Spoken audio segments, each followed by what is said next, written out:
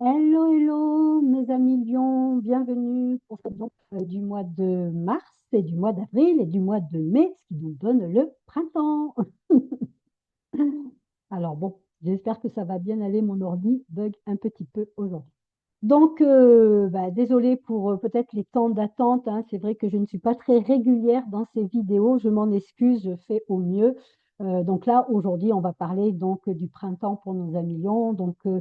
Cette vidéo est tournée le 4 avril, le mois de mars va être un petit peu passé, mais ça fait rien, ça serait intéressant quand même de faire une rétrospective, regarder un petit peu qu'est-ce qui s'est passé pour ce mois de mars, ce début du printemps, quelles énergies étaient présentes dans votre monde, hein, dans votre quotidien. Est-ce que c'était plutôt des énergies où vous vous sentiez boosté, dynamisé, ou est-ce que au contraire c'était des énergies un petit peu conflictuelles? Et c'est tout à fait possible puisqu'on est dans ces deux dynamiques-là avec nos amis lions pour le printemps. Donc, premier décan, si vous êtes né, alors encore une fois, les dates, c'est vraiment, ça change, hein, des fois d'une année sur l'autre. En 2025, je vois que ce n'est pas le 21, c'est plutôt le 22. L'entrée en Lion, du soleil en Lion se fait le 22 et il va ressortir le 22, voire 23, 22 dans la nuit du 22 au 23 août. Donc, encore une fois, quand vous êtes en début de signe ou en fin de signe, vérifiez bien avec votre date de naissance et surtout avec l'heure, parce que c'est l'heure qui détermine si vous êtes bien du signe avant ou du signe après, grosso modo, on va dire. Début du lion, premier décan, donc plus ou moins le 21 juillet jusqu'au 30 juillet. Deuxième décan, si vous êtes né à partir du 1er août jusqu'au 18. Troisième décan, si vous êtes né à partir du 11 août jusqu'au, alors là encore une fois, plus ou moins 21.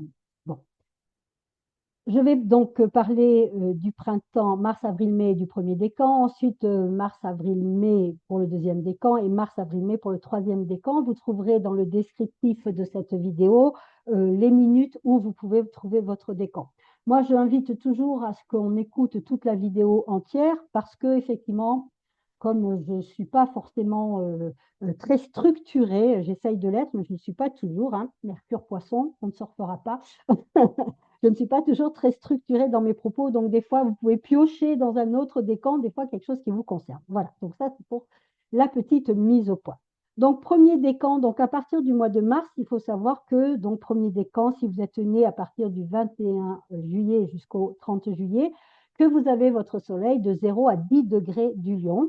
Il y avait tout un amas planétaire en tout début du bélier. Donc, on avait bien effectivement le 21 mars, on avait, le 20 mars d'ailleurs, on avait l'entrée du soleil en bélier, mais il y avait Vénus rétrograde, il y avait Mercure rétrograde, il y avait Neptune hein, qui va rentrer fin mars en bélier, il y avait Neptune à 29 degrés du poisson, on avait Saturne un petit peu plus loin, 23 degrés, donc on ne va pas le compter pour le coup.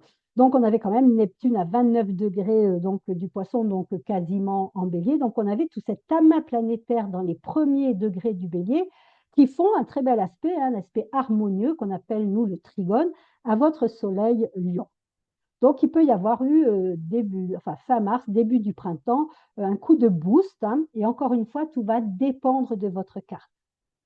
J'ai par exemple un ami là qui est Lion, premier décan, qui est vraiment dans un moment un peu compliqué où je vois bien comment l'opposition à Pluton, hein, puisque vous avez nos premiers décans, Pluton qui est rentré dans le signe du Verseau. Donc il faut savoir, encore une fois, je ne fais pas une astrologie ni prédictive ni alarmiste. Pluton, souvent, il fait peur, hein, parce qu'on se dit, oh là là, c'est la catastrophe, il va m'arriver des trucs incroyables. Voilà. En fait, Pluton, d'abord parce qu'il va mettre 30 ans pour traverser le signe du Verseau, donc on voit bien qu'il a une action qui est très lente. Et pourquoi il est très long? Parce que justement, il va s'adresser à notre inconscient. On sait que 95% de notre inconscient dirige nos actions, nos émotions, nos réactions, nos communications. Enfin, vraiment 95%, nous sommes dirigés par 95% au niveau de l'inconscient, ce qui est énorme. Il faut bien s'en rendre compte. Donc, bien évidemment, vous et moi, nous ne mettrons jamais à jour tout ce qui révèle, tout ce qui est dans notre inconscient, tout ce que recèle, voilà ce que je voulais dire, notre inconscient, parce que ce n'est pas possible. Bon. Mais en même temps, le peu qui peut apparaître, le peu qui peut se mettre en lumière, c'est toujours bon à prendre parce que justement, notre inconscient va nous amener dans des stratégies de survie. Pluton s'adresse directement à nos stratégies de survie. Et surtout, quand on est désaligné à notre énergie principale, donc l'énergie principale, c'est le soleil, dans le signe dans lequel il est. Hein, l'énergie du cancer n'est pas du tout la même que l'énergie du lion, on est d'accord, mais chacun a une énergie, je dirais, une essence particulière. Donc, quand on est désaligné avec son essence primaire, dans le sens premier, eh bien évidemment que ça va amener des inconforts dans notre vie. Donc ici, on a quand même Pluton. Alors on a tout cet amas planétaire début BD qui fait un trigone, donc ça, c'est pas mal parce que justement, il y a de l'élan, il y a du dynamisme, peut-être que vous sentez mu par du courage pour faire quelque chose que peut-être vous aviez très longtemps mis de côté. Et puis là, tout d'un coup, avec les énergies du printemps, oups là, c'est tout joyeux, c'est tout dynamisant, c'est tout euphorisant. Et donc, vous pouvez avoir comme ça, comme des poussées. Hein. Vous savez, au niveau du printemps, la sève, elle ne monte pas dans l'arbre d'un coup, elle fait vraiment par poussée. Vous pouvez avoir des poussées d'enthousiasme, hein, puisqu'on a quand même dans un trigone de feu. Et puis, on a notre opposition à Pluton qui vient un petit peu mettre en lumière vos vraies valeurs et qui vient vous poser la question de est-ce que tu vis en fonction de tes vraies valeurs? Est-ce que tu vis vraiment en fonction de qui tu es intrinsèquement, hein? Cette énergie du lion qui est une énergie de rayonnement, c'est l'énergie du cœur, le lion, c'est un signe qui a beaucoup de générosité, c'est un signe aussi qui est fait. Les lions sont souvent nés pour être des leaders. Ils ne le sont pas tous, on est d'accord, ça va dépendre du thème. Hein, voilà, je le dirai régulièrement, mais en règle générale, c'est quand même une énergie qui est une énergie de rayonnement. Pas de vie sur Terre sans soleil.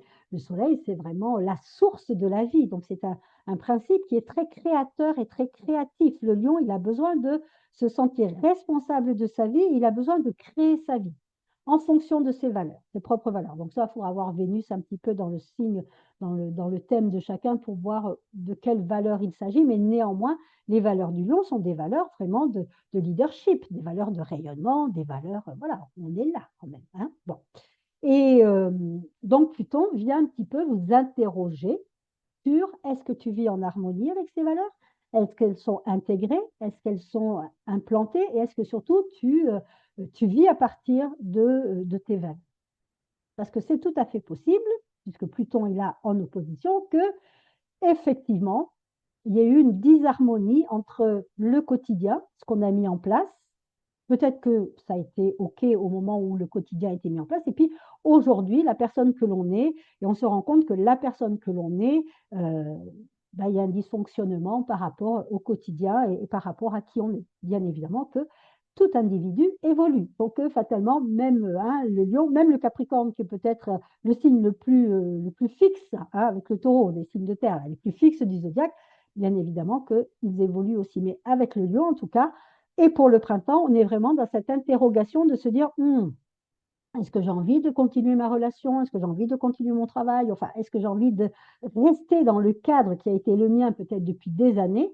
Ou est-ce que je ne sens pas comme ça avec justement tout cet amas planétaire début bélier, un vent de renouveau, un besoin justement d'excitation, un besoin de sentir qu'il y a quelque chose de vivant. Là, j'ai l'impression que depuis des années, je suis dans une routine, j'ai mis en place un système qui peut-être m'a convenu, mais aujourd'hui qui devient obsolète et j'avais l'impression de mourir à petit feu. Et là, j'ai besoin de rebooster, de redynamiser ma vie. Donc, avec notre premier décan, hein, Lion, Mars, avril aussi, ça va être un petit peu les énergies de Mars-avril parce que justement, il y a ce Pluton qui joue. Hein, et Pluton, encore une fois, il va mettre 30 ans pour traverser le Verseau.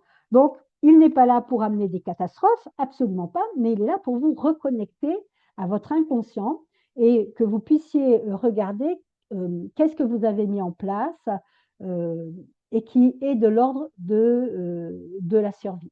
Voilà, ça c'est très très important parce que Pluton est directement relié à notre instinct de survie. Bien, pour le mois d'avril, donc je l'ai dit, on a Neptune qui est rentré en tout début bélier. Et donc, il va faire encore une fois un aspect harmonieux, hein, un aspect de trigone à votre soleil, si vous êtes premier décan. Je ne parle encore que du premier décan.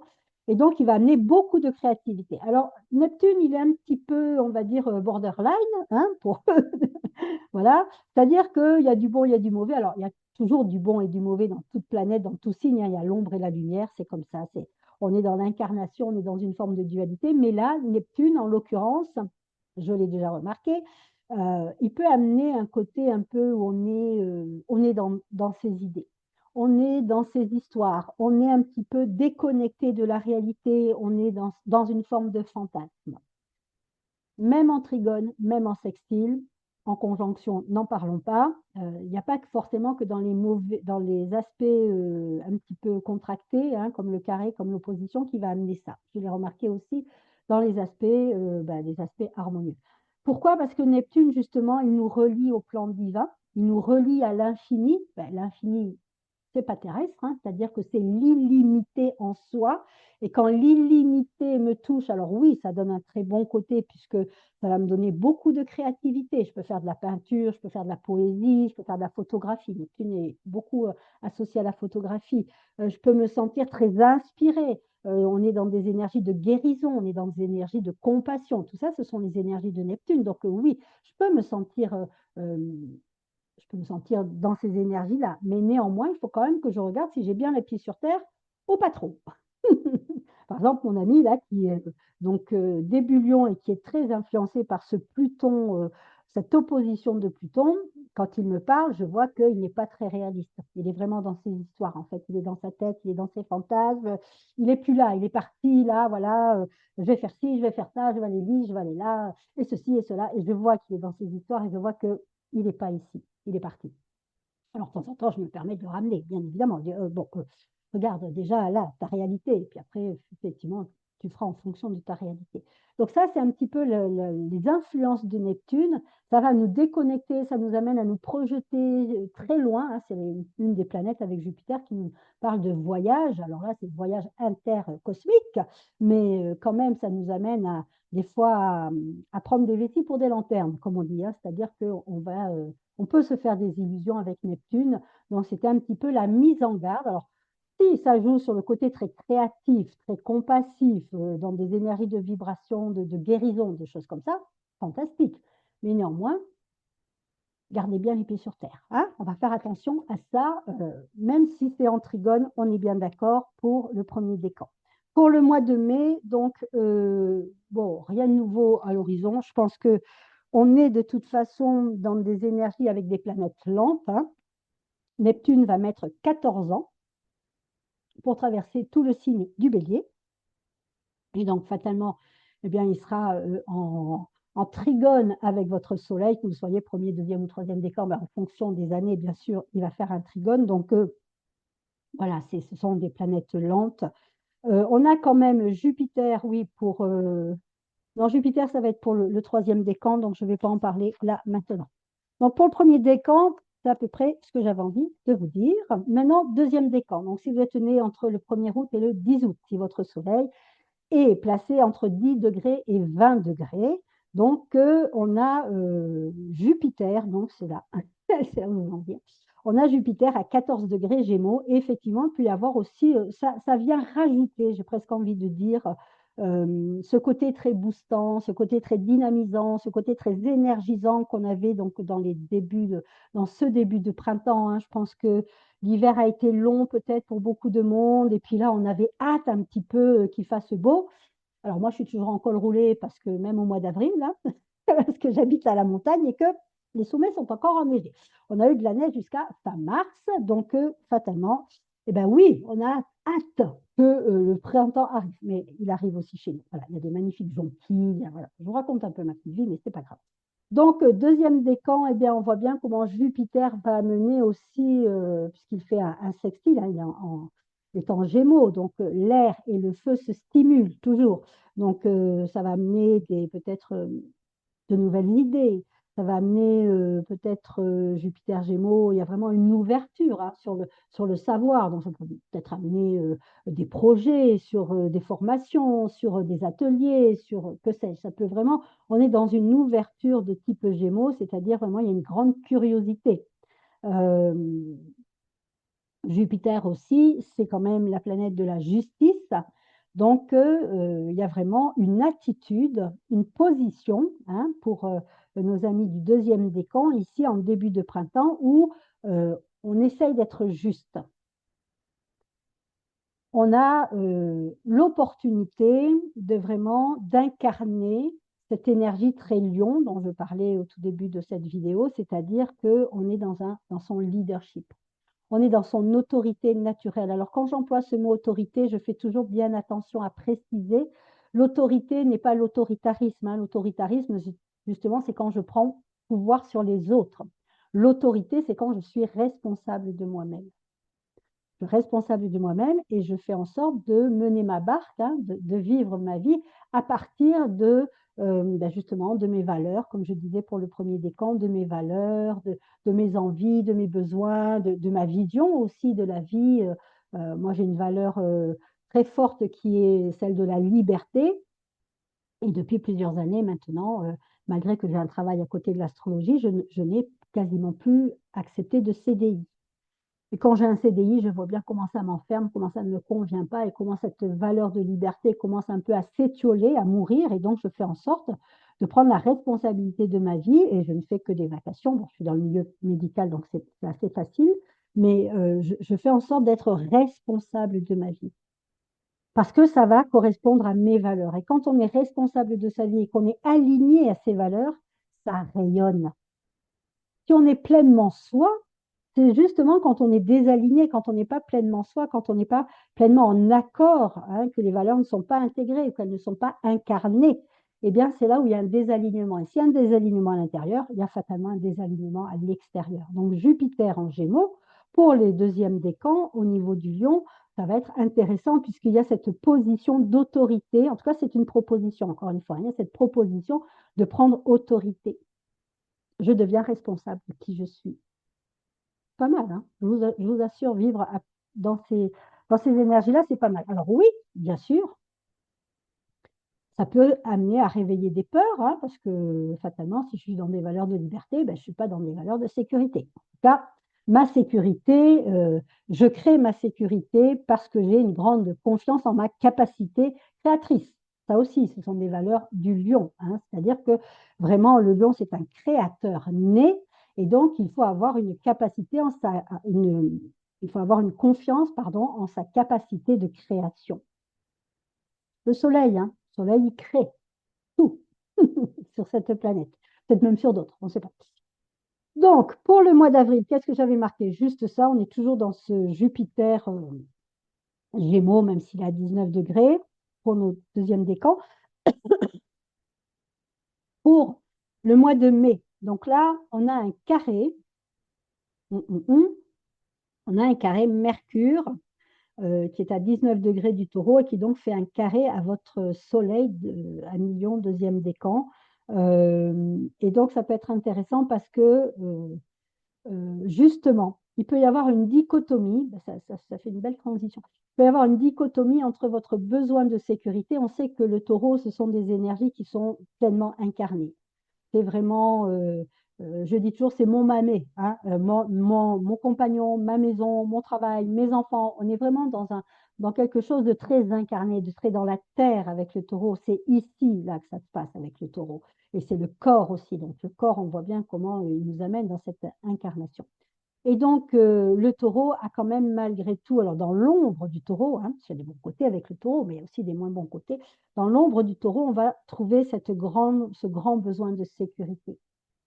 La Terre nous amène à justement nous ancrer dans la matière et la Terre, surtout au niveau du taureau, qui est un signe fixe, peut nous engluer dans des habitudes, dans des certitudes, des fois aussi. C'est un signe un peu têtu, des fois, le taureau. Voilà, va nous engluer, va nous pétrifier dans des peurs, hein, et surtout des peurs matérielles.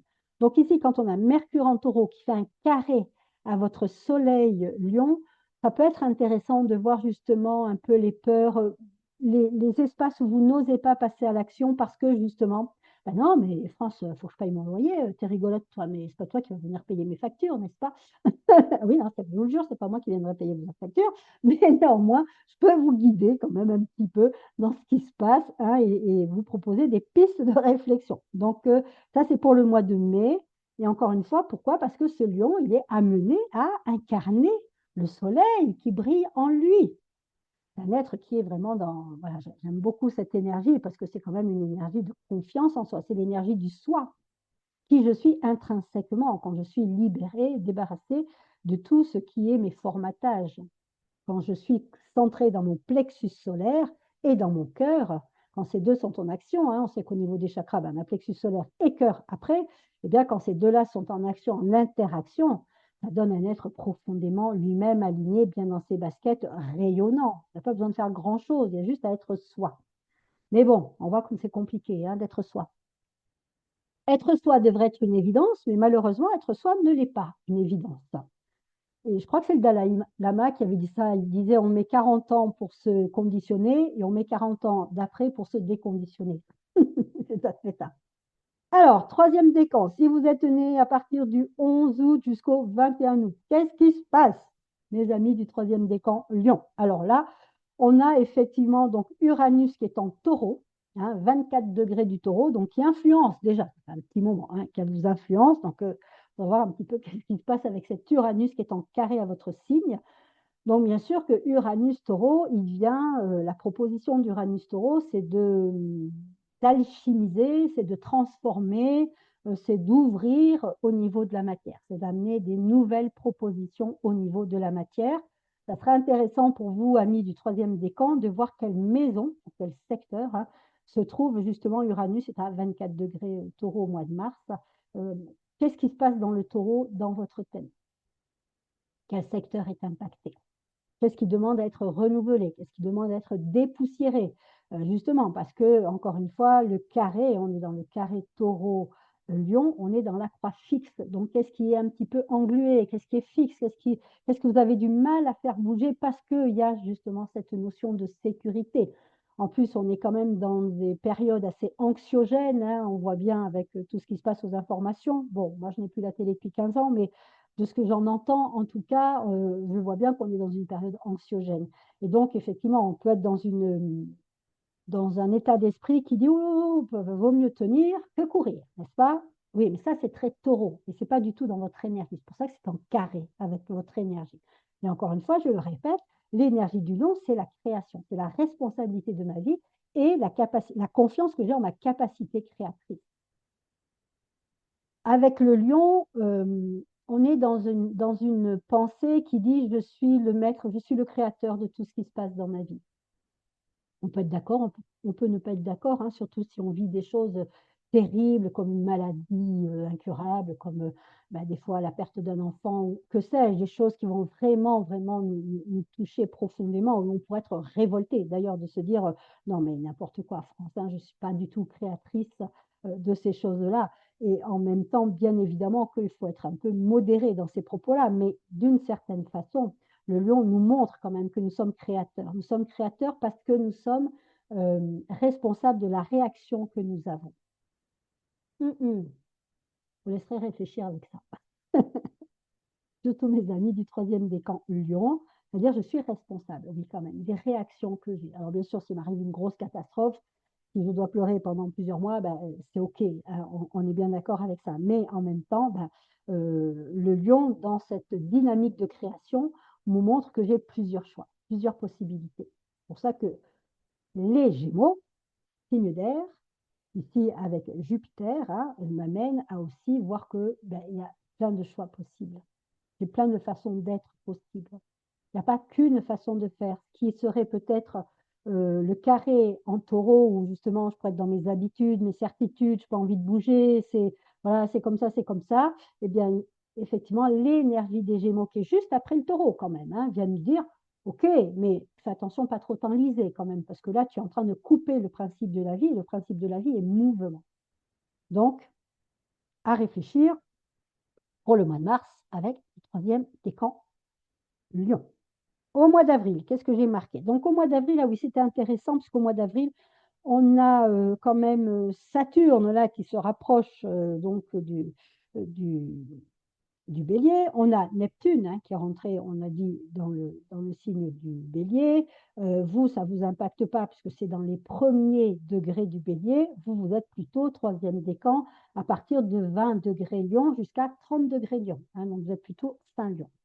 Vous n'êtes pas non plus impacté par justement Pluton, puisque Pluton est à 3 degrés. Par contre, vous allez commencer sûrement à être impacté par justement l'entrée de Mars dans votre signe qui va amener sûrement un peu de dynamisme. Alors, ça peut amener du dynamisme ou du conflit.